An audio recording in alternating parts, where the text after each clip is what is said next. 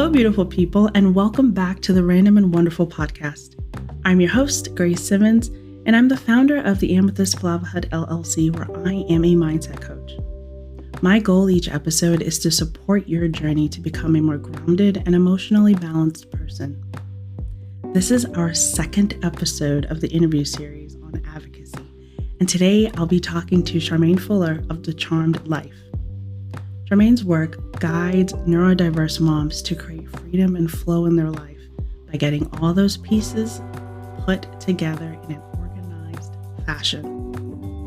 She also has some great tips on how to add ease and delegate things out. So stay tuned. She has some amazing tips, even if you're not a mom.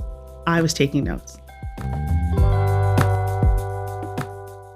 What's up? I am Charmaine Fuller. I am life strategist with The Charmed Life. I'm a mom of two, a wife of one for over 20 years, and we still like each other. What I do is I work with professional moms that have ADHD, and I help them to create more freedom and flow by giving them more time back in their day. So that's what I love to do, and I found my way here. Excellent. So we're going to dive a little bit more into your process, but first we're going to start with a nice little opening question. What's your morning routine? Most mornings, I get up, I work out, and that could be anywhere from 5 minutes to 20 minutes. I normally go into like my prayer closet and I meditate and I do some journaling and I listen to some good mindset stuff. And I get really clear on what's going on in my day. That's a great morning. If it's a fast morning, it is me getting up, brushing my teeth, doing a quick 5-minute like silence meditation, and then going about my day. I always try to get that in. Some mornings I sleep in and I miss all of it, and I just have to get up and go. Yep. But, I give myself the grace to not expect for every morning to look perfect. Yeah. I like that. Even if it's 5 minutes, I definitely think that 5-minute meditation is great. Yes. Just bring you back. Okay, good. So let's get into it. Please tell me the story of The Charmed Life. So The Charmed Life initially started as Fuller Potentials Coaching. Okay. About 5-6 years ago, I started working with moms that had kids with special needs that needed help with navigating the IEP process, navigating just being the parent to a special needs child and all of the multiple pieces that go on with that, and really helping them to be of service to their child, right? What I discovered is that wasn't necessarily the struggle, that the struggle was that mom is overwhelmed and that just more information on how to help her child wasn't necessarily helping mom. Right. And so I pivoted to working primarily with moms just recently. Okay. But The Charmed Life is all about you living a life that is designed by you. And I also noticed that a majority of my moms are also neurodiverse. And so helping them to create systems and routines that work with their brain and moving away from the cookie cutter piece of life, because none of us are the same. And oftentimes when we get into these systems and things, we think we have to do it exactly like the person that created the system, and it leaves us feeling more stressed and overwhelmed. And so The Charmed Life is really about creating a life full of freedom and joy, one that you've created and not one that you think you should be creating. Yeah, I love that. I also want to make a note of how I love that your name can be used in any way to create the name of your business. The Charmed Life. I was like, okay, I like it. So, what was that specific moment where you realized you needed to advocate for mothers like you? You said you noticed that it wasn't necessarily the process of trying to provide for the children. It's like actually finding that time. When I was teaching them,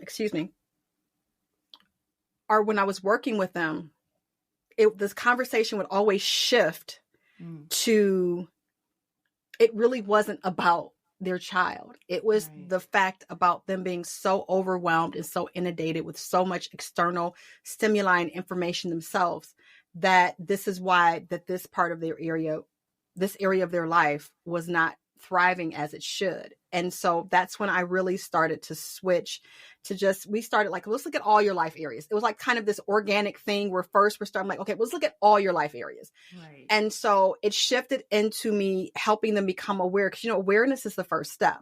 And so often when we're in the middle of something, the fire is burning in the living room and you think the living room is the problem, but the problem is that there was a candle that started burning in the dining room and it caught fire to something you had on the table. And that's you need to go fight that first so the one in the living room can stop burning.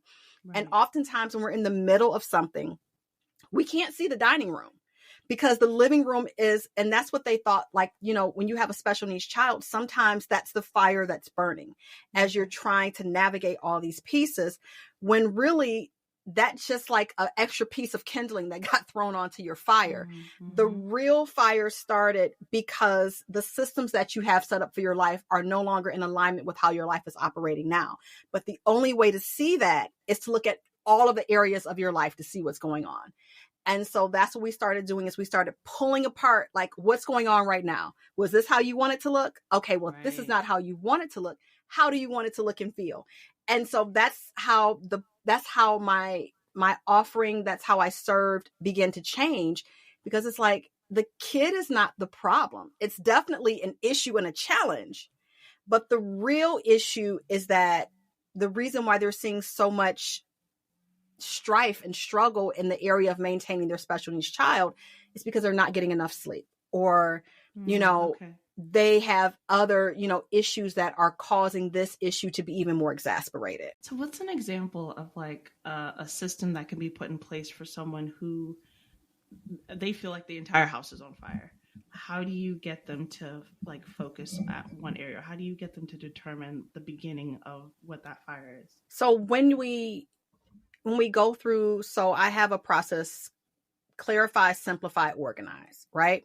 You clarify what's going on in this particular life area. Mm-hmm. You go, okay, is this what I'm looking for? Okay, if it's not, then what am I looking for? And then you begin to simplify it. So this is where a lot of moms want to start off at the organized space, where it's like, I've got my calendar and I think I'm going to plug in this between 9 and, a lot of moms would come to me and go, well, I'm already organized. Like, right. Like, or I just need to get organized. Like, I don't need to clarify anything. I know what I need to do. I know the ish that's like, I just need to organize it all in this perfect little space. And so it's like, no, pumpkin, no, that's not it. Mm-hmm. And so getting them to clarify what's going on in all of their life areas, simplifying it. What's yours? What's not yours? What can you stop doing? What can you give away? I know for a lot of moms, we find out that there's a lot of things that we can give away.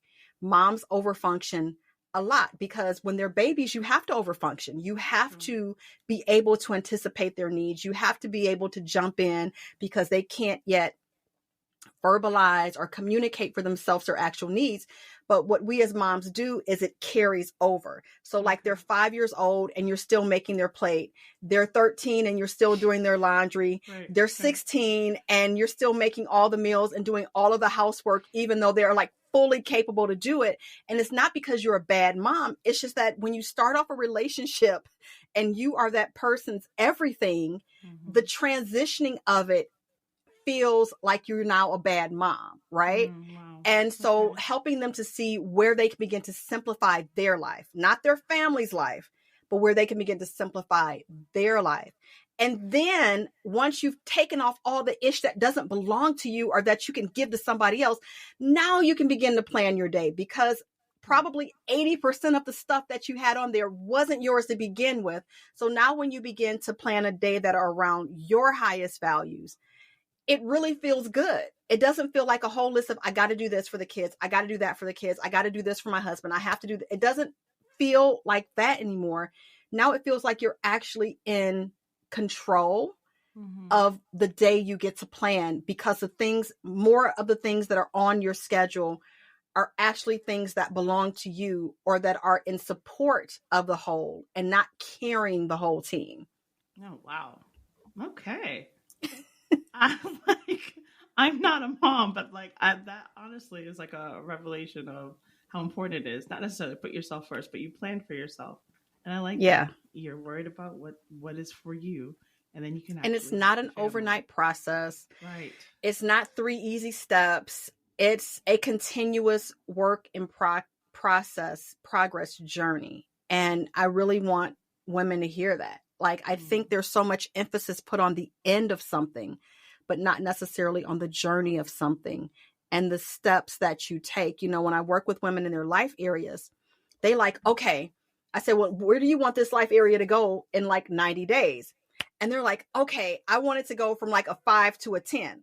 All right, look, if you had no kids, no husband, no other responsibilities, and the only thing you had to focus on was this particular life area, you probably could do that in 90 days. But realistically, let's look at your life from the season that you are in now. If you have little kids, it might take you years to get to that.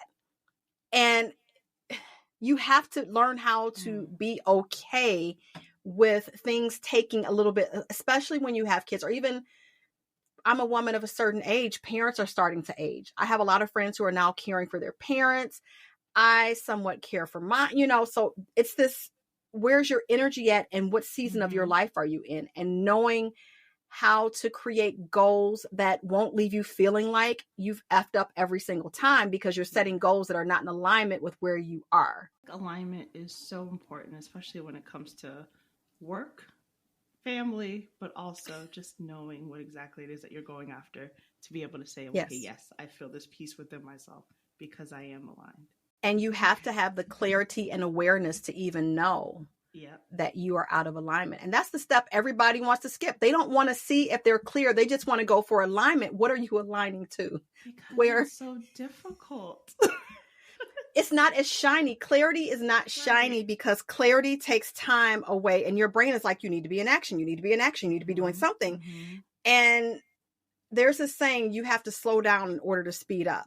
And that feels so counterintuitive in this society of hustle and grind, because it's like, if I'm slowing down, then I'm lazy. If I'm slowing down, then I'm not in action. When actually slowing down helps you to take more focused action so you can get to those goals quicker or with more ease.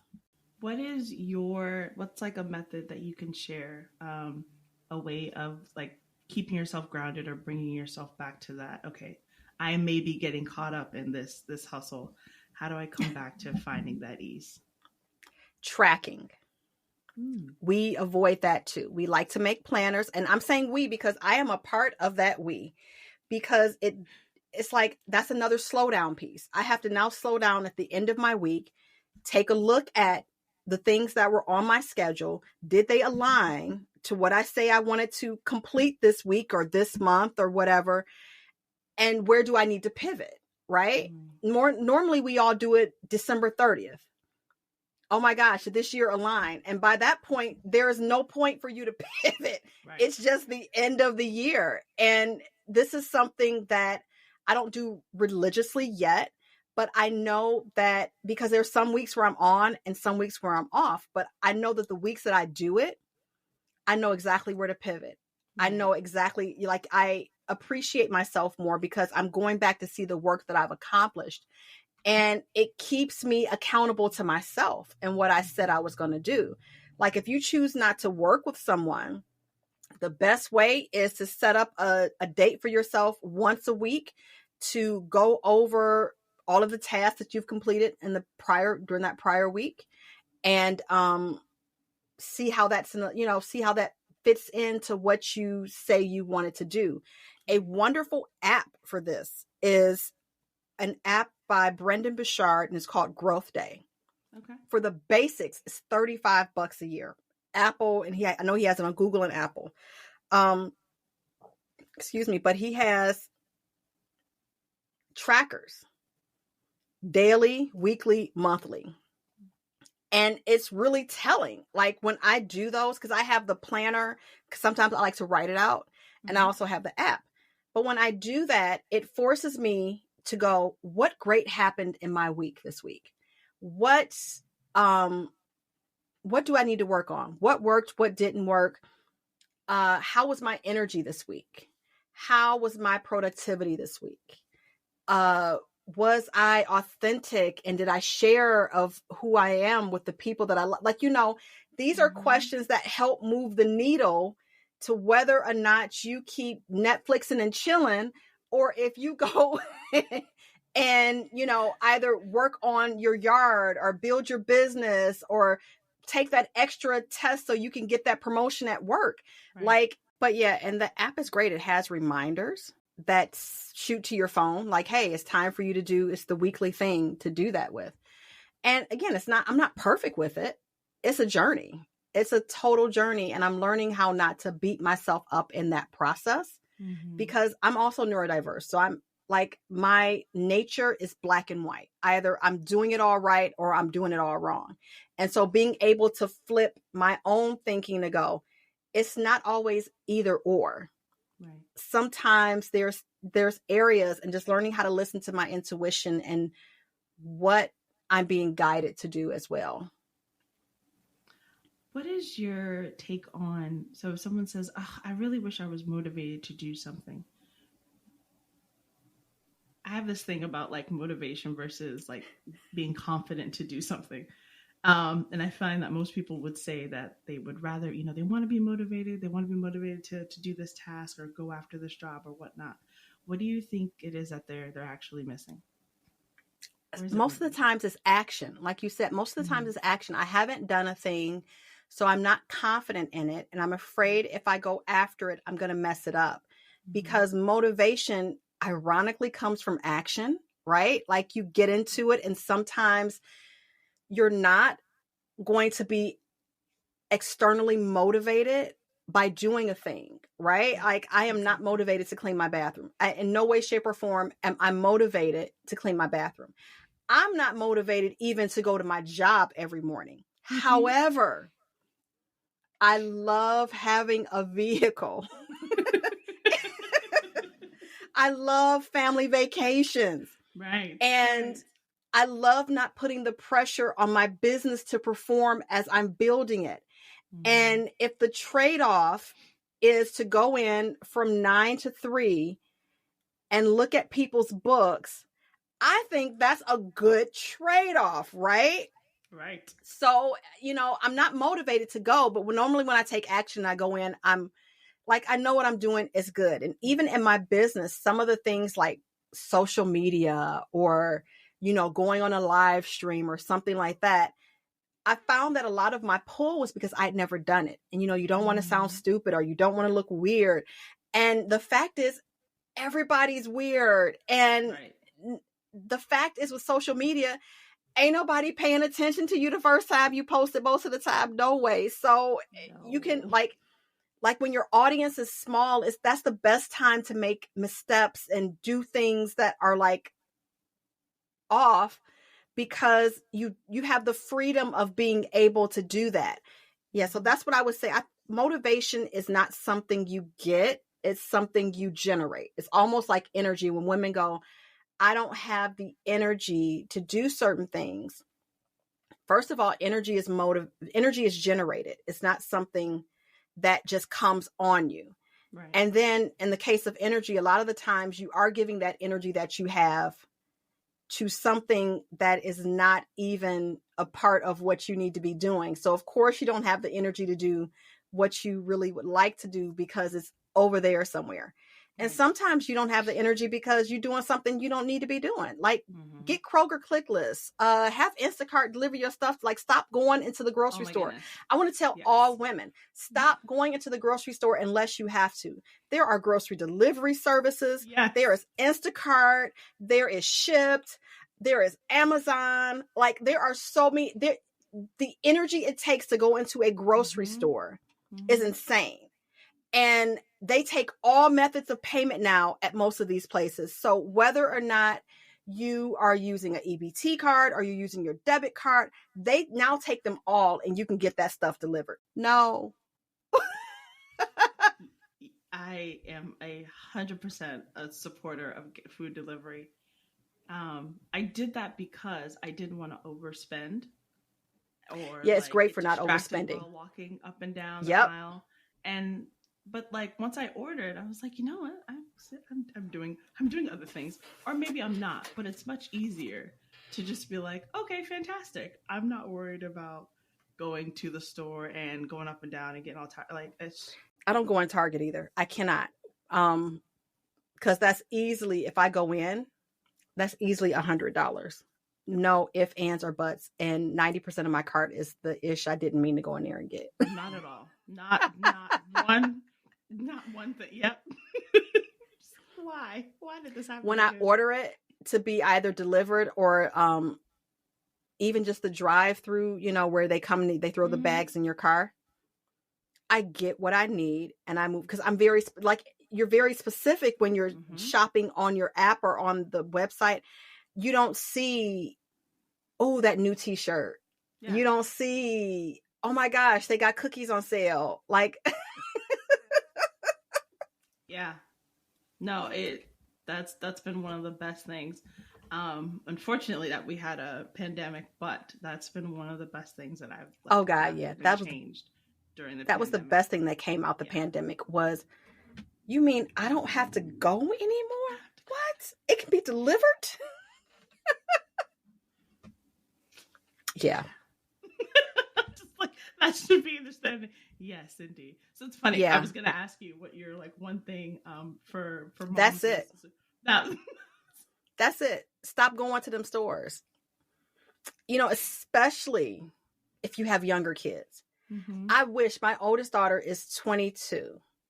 I wish I could have done that when she was like 3 and like total meltdown phase, like before we got her diagnosed. Mm-hmm. I wish, because there have been so many instances where I'm not the mom that would make my kids try to toughen out a grocery store experience or a store experience. I'll leave a cart in the middle of the store in a minute if my child is having a rough time, and then I would leave. And that was just what we had to do, because that was just not the environment for her. Mm-hmm. But it's like, ladies, do y'all get how easy y'all have it to have it delivered to your home and not have to drag your kids out? What? Right. And they even have services like, for a minute, my youngest son is 12. We were doing Stitch Fix, which I think is great for younger kids, because they send you a box of clothes every other month and cute little styles. And it was price comparable to me going to like Target or something. Okay. To get them things, Target or Kohl's, more like Kohl's pricing, where it's not too high, but it's it's not like Burlington Coat Factory prices, but it's good quality, often name brand things. And he didn't like going to the store. So what do I look like trying to drag a 6-year-old to the store to try on stuff when it could be delivered? Right? When it could be delivered, he can try it on at home. They had put it back in the thing, whatever he didn't want, they replace it. Those things. So let me just say, that's really neat, because I didn't realize there was like a kid version of Stitch Yes. Fix. I thought it was amazing for adults. Right? That's awesome. Okay. Yep. So delegate and outsource as much as you can. Like, get it off your back. Whatever and cooking, Blue Apron, Hello Fresh, Purple Carrot, although they're not prepping it for you, if you don't have to have the decision fatigue of figuring out what's for dinner, then it frees you up to do other things. It frees you up to actually sit down and watch a show. Right. The boxes get delivered. It's fabulous. Now, those are a little bit more than the grocery store, but what you're paying for is not having to think about what to make. Right. And for those of us that are neurodiverse, sometimes we can get stuck in, what to make, or menu planning, or meal prepping. Another good meal prepping or meal planning service is emails. So if you don't want to go get the box, emails creates these menus for you. Every week they create these menus for you. You click what you want. They add it directly to your Kroger cart, or if you use Walmart. Okay. And so you can, that way, like for a while I did that, and where it was the menus, I added everything from the menu, and I was able to add my other groceries on there. And it was just like boom, boom, boom. It was super simple for me to be able to take that off my list of things to do. Right. And getting the kids involved in choosing that type of stuff as well. That's pretty neat. Emails. Okay. Emails. Yep. Wrapping this up, I do have one more little fun question for you. What is your ideal vacation? Anything in the snow. In the snow? In Yes. the snow. I am a snow bunny. I love winter. I love wearing all the cute things. I love bundling up. Oh. I love winter. Winter is my everything. I love winter. And I'm out more in the winter than I am in the summer because we go snowboarding. We like do all different types of activities. Because I mean, there's nothing I'm a woman of a certain age and with a certain body type, and just how I feel about showing as much of my body as possible. There's only so naked I can get in the summertime without being arrested. In the winter, I can bundle up. I can look like a little yarn ball. I get to knit and I get to do winter feels just so cozy to me. Whereas summer feels like fast and like there's really no space to breathe. So yeah. Okay. Oh wow. I love the winter too. Fall into winter, that's my happy space. So when you said that, I was like, oh my gosh, yes, thank you. Everyone else was like, we love the spring, we love the summer. I sweat too much. I don't like the spring because as you see me scratching my nose, allergy season. Allergies. Like it would be good if things didn't have to pollinate. I would be good. I would be good. But stuff is pollinating and like I go outside briefly and then I'm just itching all over the place. It's like, this is not fun. Why do y'all think this is fun? This is not fun at all. And then in the summer, like you said, the sweating, if you're top heavy, summer is not fun at all because it's sweat in places. Oh. Okay, before we go, please share how our listeners can find you and just get some more information on you and your business.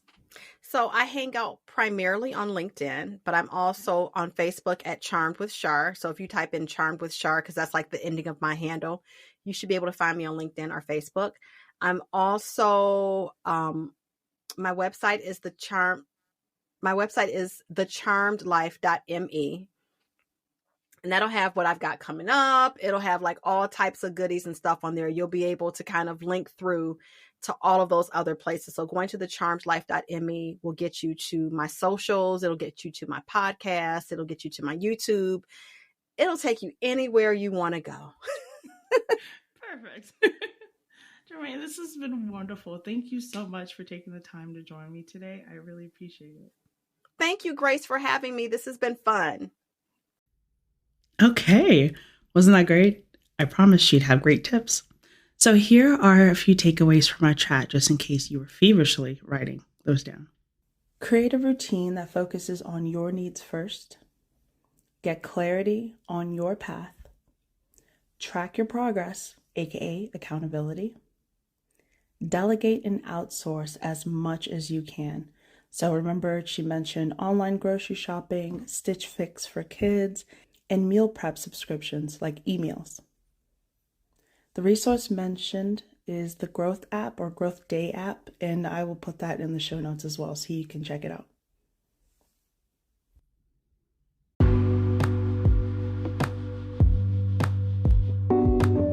Advocacy begins with taking care of yourself. So, in the show notes, I have a link for your self-care checklist that you can download and get started today. Create a plan that works for you and that situates you to be the best version of yourself. I really hope you enjoyed today's episode. I enjoyed making it. Again, my name is Grace Simmons, and this is the Random and Wonderful podcast. Remember to subscribe so that you are ready for the next episode. We've got some great things coming, and I'm excited for you to be a part of it. Have a wonderful week. Take care, and I will talk to you soon.